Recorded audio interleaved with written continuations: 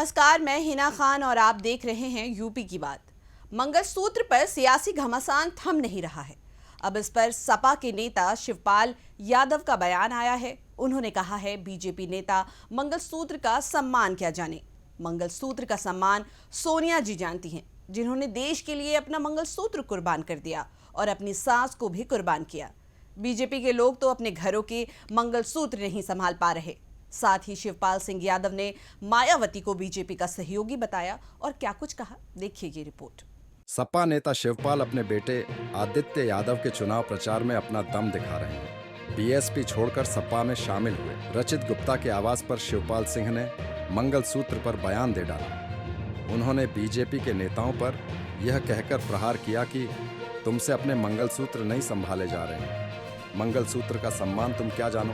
सोनिया जी जानती है मंगलसूत्र का सम्मान, जिन्होंने देश के लिए अपना मंगलसूत्र कुर्बान कर दिया। शिवपाल यादव ने बसपा सुप्रीमो मायावती पर बीजेपी के इशारे पर टिकट बांटने का आरोप लगाया। उन्होंने कहा कि बसपा के टिकट बीजेपी के इशारे पर किए गए हैं। जो जहां प्रत्याशी था उसको बदला गया है।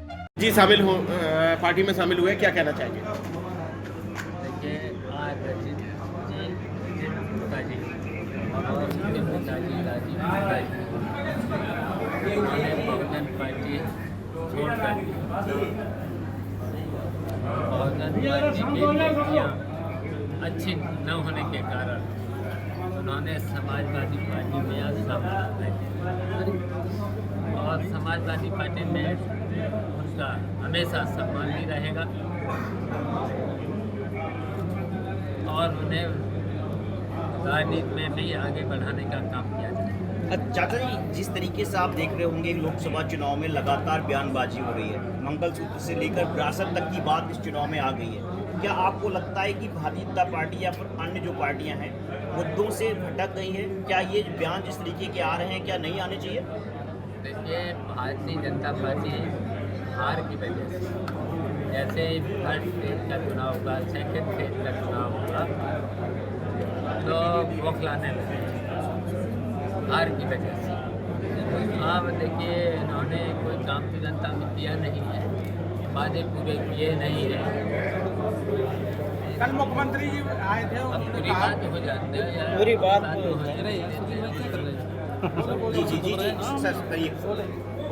तो देखिए, जब जनता इनके खिलाफ हो गई है, भारतीय जनता पार्टी के खिलाफ, तो ये इसी तरीके के बयान देने लगे कि बौखलाहट है।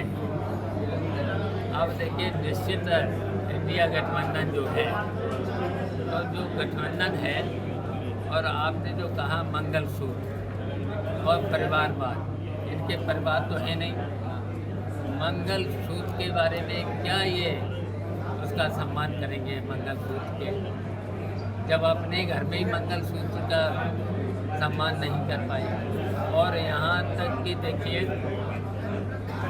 मंगलसूत्र का सम्मान तो पूछिए सोनिया गांधी को, जिसके देश की खातिर जिसके पति कुर्बान हुए, उनकी सास देश के प्रति उनकी सास कुर्बान हुई। इन्हें पूछिए, इनके क्या, इनके तो ना परिवार हैं,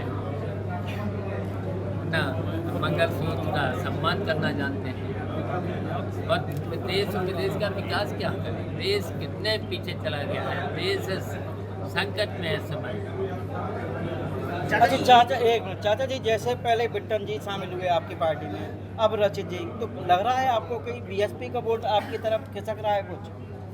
देखिए, समाजवादी पार्टी सभी वर्गों का, व्यापारियों का भी, अब रचित गुप्ता जी, राजीव गुप्ता जी आ गए, यूनियन के नेता भी रहे और हैं नेता, बहुत सीनियर नेता हैं। उनके पुत्र रचित गुप्ता हैं, ये भी चुनाव लड़ चुके हैं, इनके पास जनाधार है। तो समाजवादी पार्टी के प्रत्याशी आदित्य यादव का वोट बढ़ना ही है। तो बीएसपी का वोट कहीं ना कहीं खिसक रहा है सभी वर्ग। देखिए, दलित वोट भी हमें मिल रहा है, किसान लोग भी, बैकवर्ड भी, सवर्ण भी, और अब ये रचित गुप्ता आ गए तो वैश्य समाज का भी। अच्छा, इन समाज के लिए भारतीय जनता पार्टी ने कोई काम ही नहीं किया है। किसी भी समाज के केवल विघटन पैदा किया है। केवल विघटन इन्होंने भाई भाई को लड़ाने का काम किया है। उसकी वजह से पूरे देश की जनता भारतीय जनता पार्टी से नाराज हो चुकी है, तो इसलिए बौखलाए हुए हैं भाजपा। चाचा जी एक सवाल और था आपसे। मैनिफेस्टो के बारे में मोदी जी लगातार कह रहे हैं 2024-14 में मैनिफेस्टो लाने जा रहे थे और उसमें आरक्षण की बात कर रहे थे कि मुसलमानों को आरक्षण दिया जाएगा। इसको किस तरीके से देखते हैं? देखिए, इनको पहले तो जो जातीय गणना क्यों नहीं कराते? जातीय गणना करना चाहिए था, और जातीय गणना इसलिए नहीं कर रहे हैं। 1932 में जातीय गणना हुई थी, तब देश की आबादी थी लगभग 35 करोड़ और आज हो चुकी है 140 करोड़ लगभग। तो इनको जातीय गणना कर नहीं इसलिए नहीं कराते हैं कि इनको आरक्षण भी देना पड़ेगा। केवल आरक्षण नहीं देना चाहते हैं। तो मैनिफेस्टो का जो बात कर रहे हैं वो सिर्फ इसलिए कर रहे हैं कि आरक्षण की बात नहीं कर रहे हैं। देखिए, ये तो ढोंग करते हैं और जनता को केवल भ्रमित करते हैं, झूठ बोलते हैं भारतीय जनता पार्टी। आज मायावती जी ने बोला है कि तुष्टीकरण की राजनीति जो है समाजवादी पार्टी और कांग्रेस लगातार तुष्टीकरण की राजनीति कर रही है। इसी से सप्लीमेंट्री चाचा जी एक सप्लीमेंट्री देखिए, था। उनको ये पूछिए ना, तुष्टीकरण जो भारतीय जनता पार्टी कहती थी अब वो कहने लगी हैं। और जितने यहाँ पर टिकट दिए हैं उतना भारतीय जनता पार्टी के कहने से सब दिए गए। क्या लगता है कि मायावती जो है भाजपा के लिए काम कर रही है? वो तो कर ही रही है। बताइए, यहाँ हमारे जयपुरी से पहले टिकट दिया, क्या नाम था उसका, साकिब था, क्यों टिकट काटा? फिर बताइए, आजमगढ़ में राजभर का टिकट काटा। फिर यहाँ से देखिए, यहाँ से भी बहुत से थे, रचित गुप्ता भी थे, सब थे, उनकी पार्टी के थे, उनको न दे करके यहाँ भी प्रत्याशी बदला। चाचा जी और ये सब देखिए बीजेपी के कहने से टिकट दिए गए। इस लोकसभा चुनाव में कोई भी दल पीछे नहीं रहना चाहता। सभी इस चुनाव में जीत के लिए एड़ी चोटी का जोर लगाते नजर आ रहे हैं। पक्ष विपक्ष दोनों फिलहाल अब जुमलेबाजी के जरिए एक दूसरे की खामियां निकाल रहे हैं। लेकिन देखना काफी दिलचस्प होगा कि आखिर जीत किसकी होती है।